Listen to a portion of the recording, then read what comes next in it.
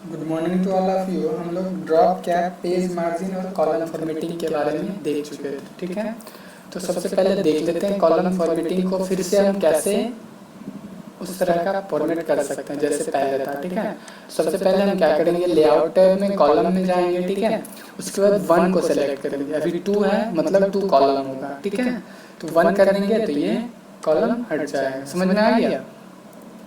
जितना एरिया में क्या करना है, कॉलम को ऐड करना है, तो उतने एरिया को पहले हम सेलेक्ट कर लेंगे, ठीक है।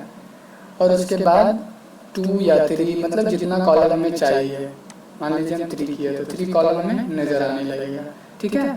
तो इस तरह से उसके बाद हम लोग आज देखेंगे पेज ब्रेक और कॉलम ब्रेक।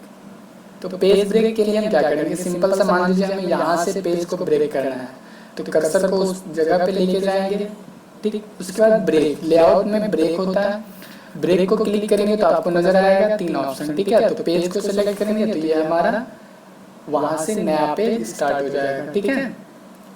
मतलब जितने भी उसके बाद वर्ड होंगे वो सब नए पेज पे आएंगे, ठीक। उसके बाद ये कॉलम ब्रेक। कॉलम ब्रेक क्या होता है, जैसे मान लीजिए यहाँ से हमें नए कॉलम में ऐड करना है, तो क्या करेंगे, ब्रेक में कॉलम को सेलेक्ट करेंगे, तो ये देखिए नए क्या हो गया, नए कॉलम में आ गया। समझ में आ गया। तो इसी तरह से होता है, ठीक है। अब जैसे हम मान लीजिए यहाँ पे क्या है, इस जगह पे हमें नया पे नए कॉलम में ऐड करना है, इसके बाद जितने भी वर्ड हैं उन सबको, तो ब्रेक को क्लिक करेंगे उसके बाद कॉलम में। तो ये समझ में आ गया। उसके बाद है सेटिंग पेज ओरिएंटेशन। हम लोग पेज ओरिएंटेशन के बारे में समझ चुके हैं। पेज कैसा होगा, पोर्ट्रेट होगा या लैंडस्केप होगा। तो हम लोग पोर्ट्रेट में अभी यूज कर रहे हैं, तो लैंडस्केप करेंगे तो ये इस तरह का है, ठीक है। समझ में आ गया। उसके बाद है साइज। जनरली जो हम यूज करते हैं प्रिंट करने के लिए पेपर, वो A4 होता है, A4 साइज का ये हो जाएगा हमारा, ठीक है। सेलेक्ट करने के बाद ओरिएंटेशन चेंज कर लेते हैं, ठीक है। अब है नेक्स्ट क्या है हमारा, इंडेंटिंग टेक्स्ट। मतलब इंडेंटिंग टेक्स्ट क्या होता है, जैसे हमारा जो पेज मार्जिन है, पेज मार्जिन से टेक्स्ट के बीच कितना स्पेस हम छोड़ना चाहते हैं, है ना। जैसे मान लीजिए हमें क्या करना है, इसको पहले इसके कॉलम को हम चेंज कर लेते हैं ना, वन कर लेते हैं, तो ये हो गया वन।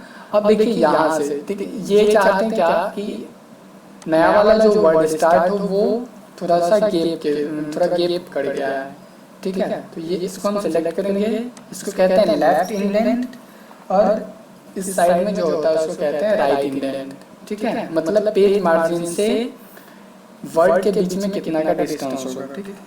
तो फर्स्ट लाइन इंडेंट क्या कहता है, ये ऊपर वाला है ना, ये फर्स्ट लाइन इंडेंट होगा। और ये इसको हम अगर सेलेक्ट करेंगे तो ये पूरा इधर खिसकेगा, ठीक है। देखिए समझ में आ गया। उसके बाद है ये, मतलब राइट से कितना, राइट मार्जिन से कितना डिस्टेंस तक वो वर्ड जाएगा, ठीक है। तो देखिए यहाँ पे हम सेलेक्ट किए तो इतना डिस्टेंस आ जाएगा।